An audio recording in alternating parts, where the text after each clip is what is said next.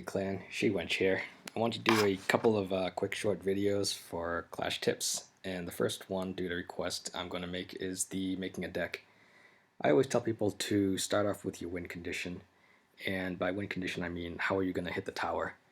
I don't mean something like peck it or rock it. Those aren't really good win conditions. They're great when they hit the tower, but they're too hard and unreliable to do so. I'm talking more of something along the lines of a hog or a balloon or a ram, something that can reliably get to the tower. Doesn't have to be something that ignores troops. You can even I don't know, use a miner or spawners or a mortar or expo as well. Something like those, then you can rely on to again consistently hit the tower given the opportunity. The next thing you want to do is pick some sort of DPS card, and what I mean by that is how are you going to take out a giant or a golem. Sometimes you can have more than one. For instance, over here I have my musketeer and my cannon.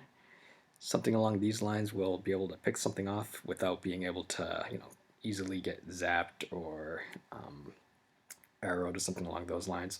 You can use Goblin Gang or Skarmy, as I have in my main deck over here. But again, those are a little bit trickier. You have to try to bait the spells if you use those. So these ones are a little bit more reliable and kind of a safer bet to do those. I don't mean a baby dragon or an executioner or bowler or something along those lines. I consider those more support cards. So the next thing you want is some sort of a tank. Over here I have my ice golem. You want something that can primarily survive a fireball, I would say. If you have everything that's really squishy, like Skarmy or goblins, and those can tank big units like Pekka and stuff, but you want some kind of a heavy thing that can tank just for defense, and I can go into more details of why that's important a little bit later. The next thing I'd say you want is a range, and if you notice that my range over here is musketeer, and again that's also my DPS, but these are obviously used for taking out air units, but I'd say they're also really good for on defense because you can vary the placement of the card. You can avoid prediction spells, and they can obviously go offense after the defense, and it just helps a lot. It's a lot easier to reach a tower with a ranged unit than it is for a melee unit. Like for Musketeer, you only need a little bit of health, and then if you put just a 1 elixir Ice Spirit in front of it, then you guarantee at least one hit unless they defend. And most of the times they'll have to over defend just to you know just to take out that 1 Ice Spirit and the sliver of health Musketeer. Other than that, everything else is just going to be some sort of support card to support your win condition. I'm talking cycle cards or other support cards like Ice Wizard or Princess, or even spells. I typically try to keep my decks under 4.0, and I don't like more than 2 spells. I'm not saying that's a requirement, but for me, if you get too many spells, it just gets too spell heavy and it's hard to cycle.